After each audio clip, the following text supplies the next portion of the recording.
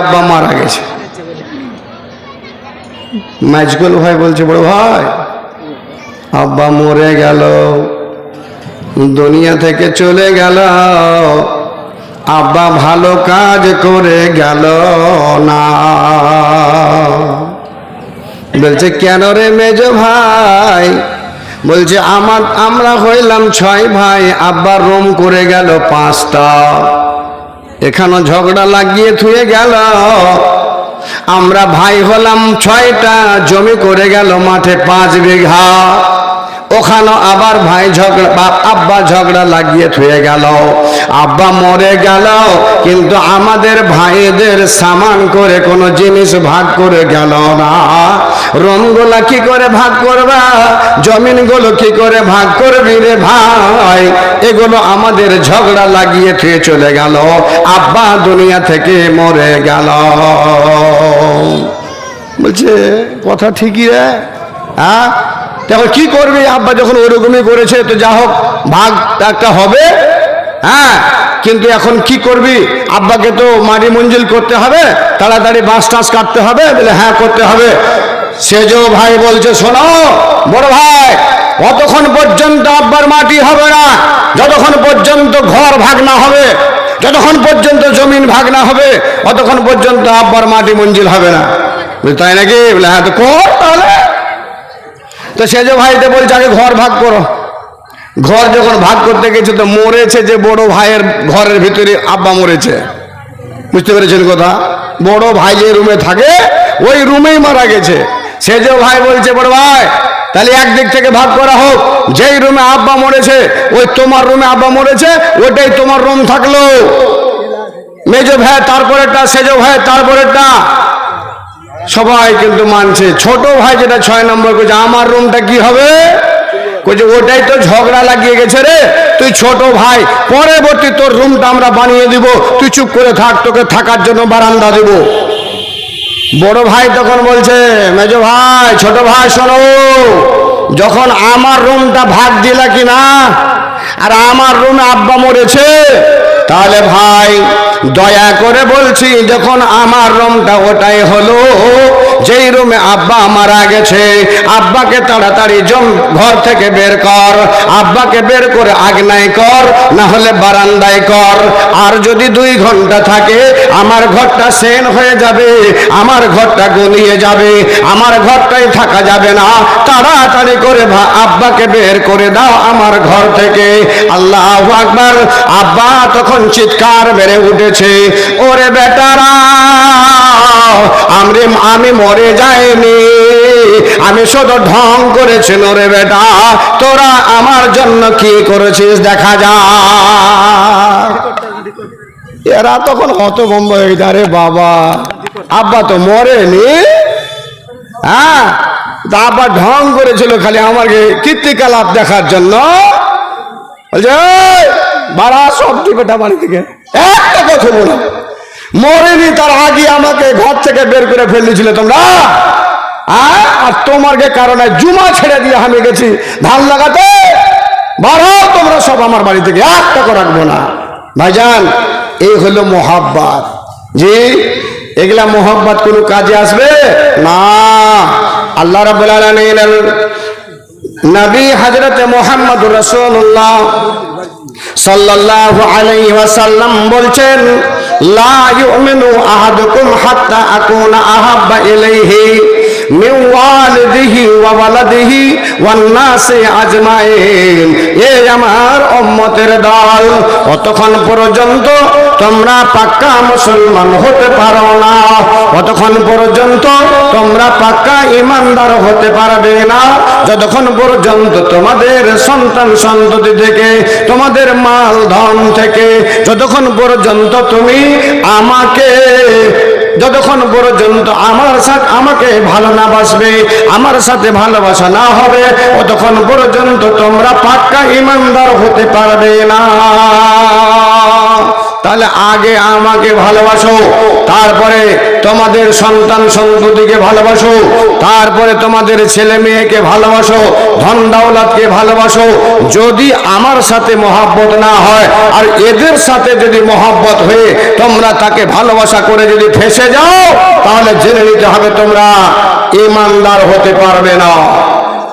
অন্য জায়গাতে মহান আল্লাহ রাব্বুল আলামিন আরো বলছেন, কুল ইন কুনতুম তুহিব্বুনাল্লাহ ফাত্তাবিউনি ইউহিব্বুকুমুল্লাহ ইয়াগফির লাকুম যুনুবাকুম ওয়া ইয়াগফির লাকুম যুনুবাকুম ওয়াল্লাহু গফুরুর রহিম।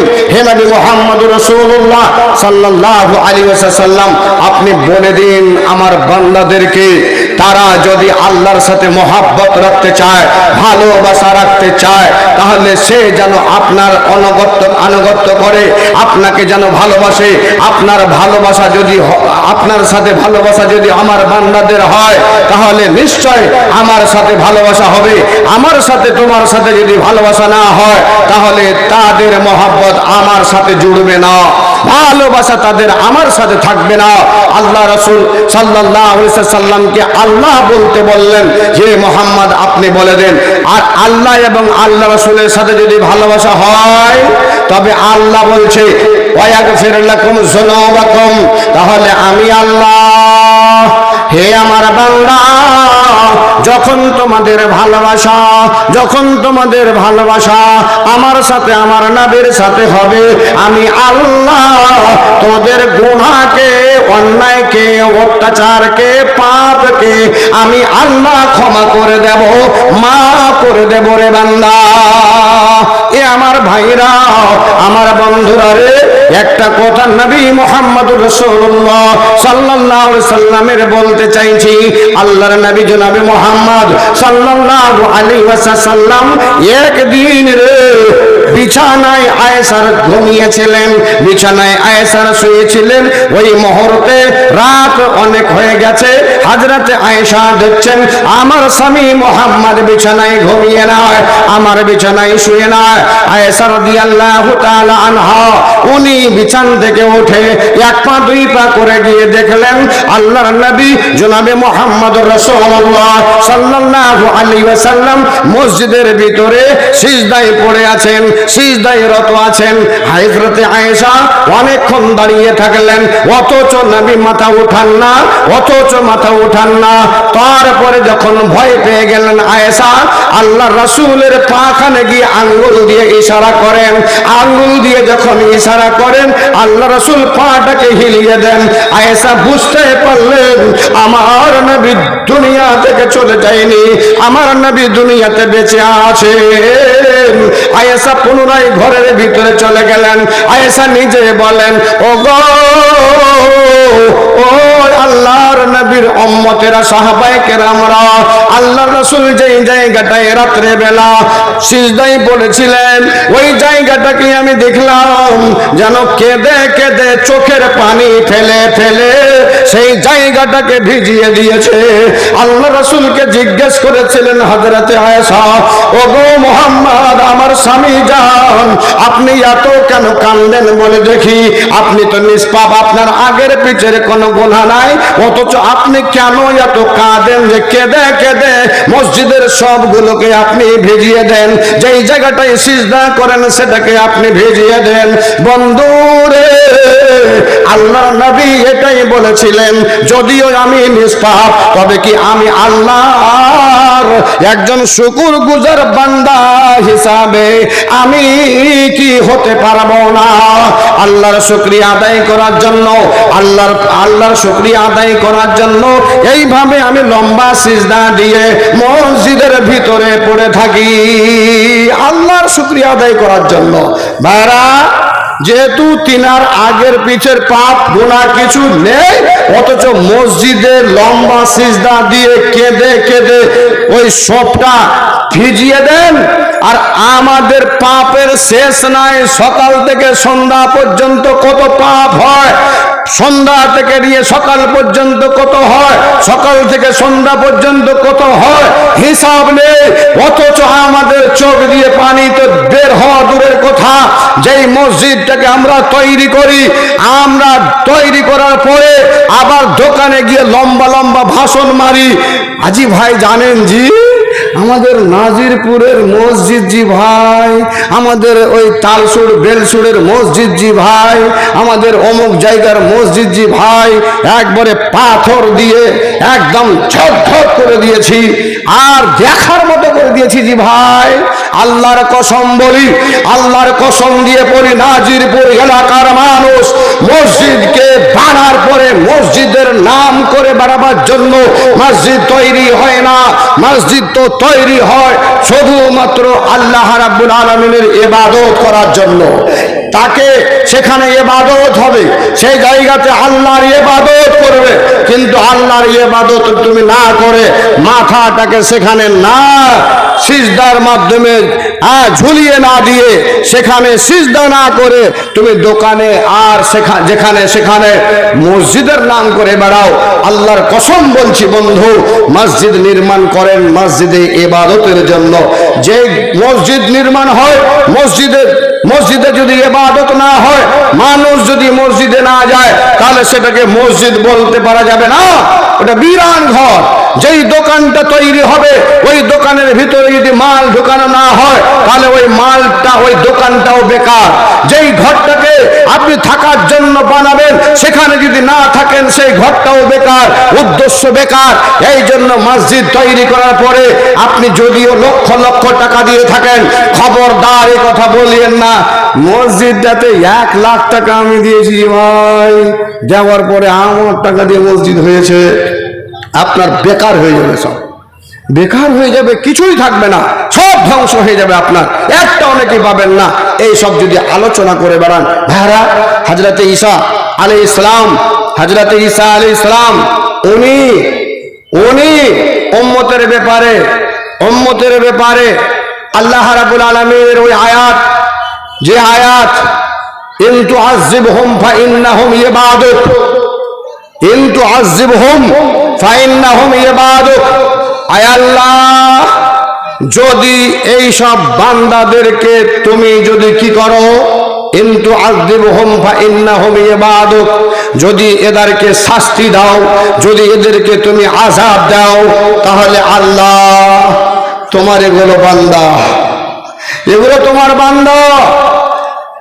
আর যদি ভবিষ্যতে এদেরকে আল্লাহ তুমি ক্ষমা করে দাও, এদেরকে যদি তুমি ক্ষমা করে দাও, তাহলে এটা হচ্ছে তোমার দয়া, এটা হচ্ছে তোমার মায়া। তোমার দয়াতে, তোমার মায়াতে এদেরকে তুমি ক্ষমা করে দিতে পারো। আর যদি এদেরকে শাস্তি দাও, তাহলে এটা তোমার শক্তি, এটা তোমার শক্তি, তুমি করতে পারো, আযাব দিতে পারো, শাস্তি দিতে পারো, আর তাদেরকে ধ্বংস করতে পারো, বরবাদ করতে পারো, এটা তোমার ক্ষমতা। আল্লাহ, আল্লাহু আকবার।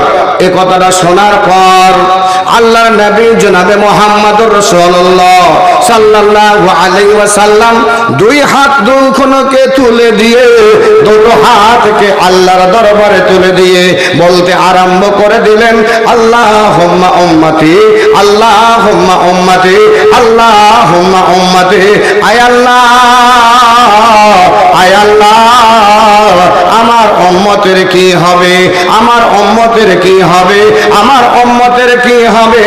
এ কথা বলতে বলতে ফাবাকা, আল্লাহ রাসূল কাঁদতে আরম্ভ করে দিলেন। রে যুবক, চোখ দিয়ে ঝরঝর করে পানি নেমে চলে যায়, চোখ দিয়ে ঝরঝর করে পানি পড়ে চলে যায়। হযরতে মুহাম্মদুর রাসূলুল্লাহ সাল্লাল্লাহু আলাইহি ওয়াসাল্লামের এই কান্দন দেখে মহান আল্লাহ জিবরাইলকে বললেন, জিবরাইল রে, এ জিবরাইল তাড়াতাড়ি মুহাম্মদের কাছে যাও, আর মুহাম্মদের কাছে গিয়ে তুমি বলো, তাকে জিজ্ঞেস করো, হে মুহাম্মদ আপনি কেন এত কান্না করেন, কিসের জন্য কান্না করেন।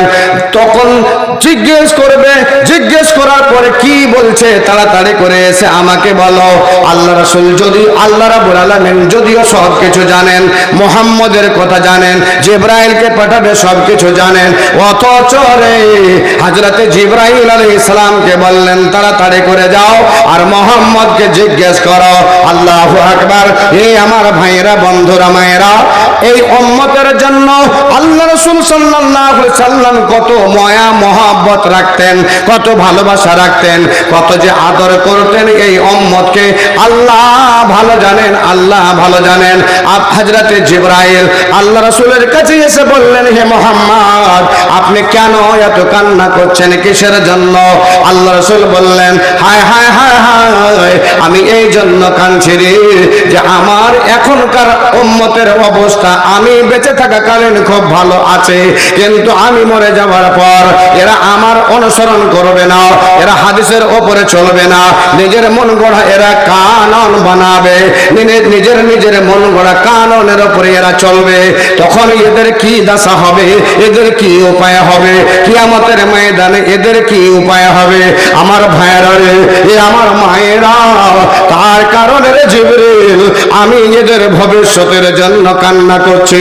আল্লাহ তাবারক ওয়া তাআলার ফেরেশতা হযরত জিবরাইল ফিরে চলে গেলেন, আল্লাহকে বললেন, আল্লাহ, আয় আল্লাহ, ওর উম্মতের জন্য কান্না করতেছে, ওর উম্মতের জন্য কান্না করতেছে।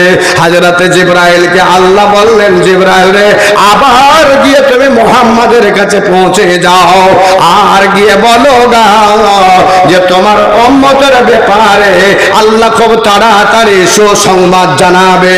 আল্লাহ তাবারক ওয়া তাআলা তোমাকে খুশির সংবাদ জানাবে, আর তোমাকে আল্লাহ ব্যথা দেবে না, আল্লাহ তোমাকে কষ্ট দেবে না, আল্লাহ তোমাকে ব্যথা দেবে না, কষ্ট দেবে না। যা যা যাও, তাড়াতাড়ি করে বলে আয় যাও। হযরত জিবরাইল এসে বললেন, এ মুহাম্মদ, আর কেঁদো না, আল্লাহ তাবারক ওয়া তাআলা তোমাকে শীঘ্র, তোমাকে তাড়াতাড়ি করে এখনই একদম সুসংবাদ তোমাদের তোমার উম্মতের জন্য আল্লাহ দেবে, আর তোমাকে কোনোদিন আল্লাহ ব্যথা দেবে না, তোমাকে কষ্ট দেবে না রে মুহাম্মদ, আর কেঁদো না।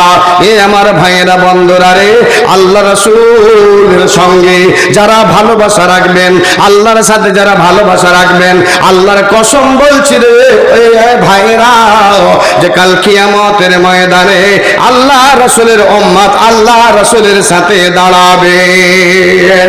আর একখানা সহিহ হাদিসের কথা শুনে নেন। হযরতে আনাস রাদিয়াল্লাহু তাআলা আনহু উনি বলেন, কুন্না মা'আন নবী সাল্লাল্লাহু আলাইহি ওয়াসাল্লাম, আমরা রে আল্লাহর নবী জনাবে মুহাম্মদুর রাসূলুল্লাহ সাল্লাল্লাহু আলাইহি ওয়াসাল্লামের সঙ্গে আমরা এক জায়গায় বসেছিলাম। হঠাৎ করে দেখি হযরতে ওমর বিন খাত্তাব রাদিয়াল্লাহু তাআলা আনহুর হাতখানাকে আল্লাহ রাসূল ধরে আছেন, ওয়া হুয়া আখিযু বিয়াদিকা।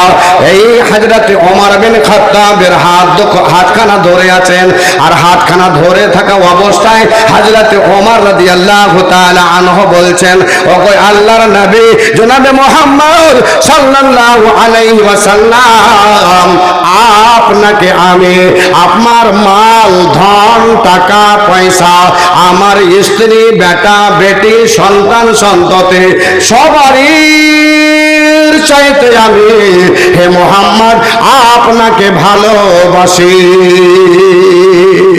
একবার বলুন না সুবহানাল্লাহ। ওমর বিন খাত্তাব রাদিয়াল্লাহু তাআলা আনহু বলছেন, আমি সমস্ত জিনিসের চাইতে হে রাসূল আপনাকে ভালোবাসি। আল্লাহু আকবার। আহা, কি মোহাব্বত!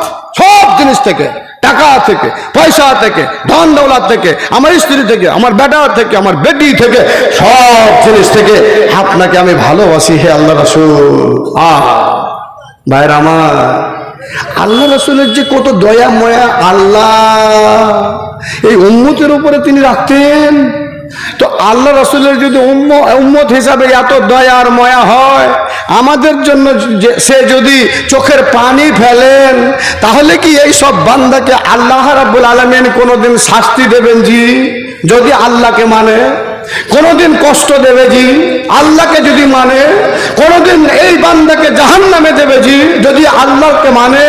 আমি তো বলি কোনোদিন আল্লাহ রাব্বুল আলামিন এই বান্দাদেরকে জাহান্নামে দেবে না, কষ্টও দেবে না, দুঃখও দেবে না, শুধুমাত্র যদি মুহাব্বত, ভালোবাসা যদি আল্লাহ এবং আল্লাহ রাসূলের সাথে যদি থাকে। ভাইজান, আহা, আল্লাহ রাসূল সাল্লাল্লাহু আলাইহি সাল্লাম হযরত ওমর বিন খাত্তাব রাদিয়াল্লাহু তাআলা আনহুকে বলছেন, ওমর ওমর তোমার ভালোবাসা আমার সাথে হলো না। আল্লাহু আকবার। তোমার ভালোবাসা আমার সাথে হলো না। বলে কেমন করে ভালোবাসা হবে আল্লাহ রাসূল? আল্লাহ রাসূল তখন বললেন, যতক্ষণ পর্যন্ত তুমি না বলবে হে আল্লাহ রাসূল আমি আপনাকে আমার জান থেকে ভালোবাসি। আল্লাহু আকবার। আমার জান থেকে ভালোবাসি আপনাকে, এই কথা যতক্ষণ পর্যন্ত তোর মুখ দিয়ে না বের হবে ততক্ষণ পর্যন্ত আল্লাহ রাসূলের সাথে তোমার ভালোবাসা হলো না। আল্লাহর রাসূলের সাহাবা হযরত ওমর ইবনে খাত্তাব রাদিয়াল্লাহু তাআলা আনহু সঙ্গে সঙ্গে বললেন, আল্লাহ রাসূল আমি আমার জান থেকে এখন ভালোবাসি আপনাকে, আমার জান থেকে প্রাণ থেকে ভালোবাসি। আল্লাহ রাসূল সাল্লাল্লাহু আলাইহি ওয়াসাল্লাম বললেন, আল আন এখন হলো আমার সাথে ভালোবাসা, আমার সাথে ভালোবাসা এখন হলো। এ বন্ধু, এ ভাইরা, মোহাব্বত আল্লাহ রসুলের সাথে কার কতটা আছে নিজের নিজের বুকে হাত দিয়ে মনে হাত দিয়ে ভাবনা চিন্তা করলে বুঝতে পারবেন যে আমার ভালোবাসা কতটুকু আছে। জি, আপনাদের মতন যুবক, আমাদের মতো যুবক, অনেক গেলা যুবক আছে ভালোবাসা আল্লাহ রসুলের সাথে খুব ভালো আছে, কিন্তু দেখা যায় ওই মুসলমান নিজে দাবি করে আমার চাইতে পাক্কা মুসলমান কেউ নেই। আবার ওই যুবক 30 বছরের 40 বছরের যুবক, সেই যুবককে দেখো নাইয়ের দোকানে যায়, নাপিতের দোকানে যায়, আর নাপিতের দোকানে যাওয়ার পরে আল্লাহ রাসূলের সুন্নাত দাড়িটাকে আল্লাহু আকবার ওই নায়ের দ্বারাতে নাপির দ্বারাতে কেটে সেটাকে নালিতে, সেটা কোনো খারাপ নোংরা জায়গাতে সেটাকে ফেলে দেয়, কিন্তু ওকে ময়া লাগে না, ওকে কোনোদিন দয়া হয় না। এটাই তো আল্লাহ রাসূল সাল্লাল্লাহু আলাইহি সাল্লামের সুন্নাতে মুবারক। আল্লাহ রাসূল এটাকে লম্বা করতে বলেছেন, আল্লাহ রাসূল মুখটাকে খাটো করতে বলেছেন। এটাই তো আল্লাহ রাসূলের একটা সুন্নাত, তার সাথে মহব্বত রাখলে পরে সেটা আমাকে রাখতে হবে, কিন্তু তা না করে যুবক হে তুমি সেটাকে কেটে ওই নালিতে যেখানে শোর কুকুরের পায়খানা থাকে, পেচ্ছাপ থাকে, সেখানে তোমার দাড়িটাকে তুমি ফেলে দাও।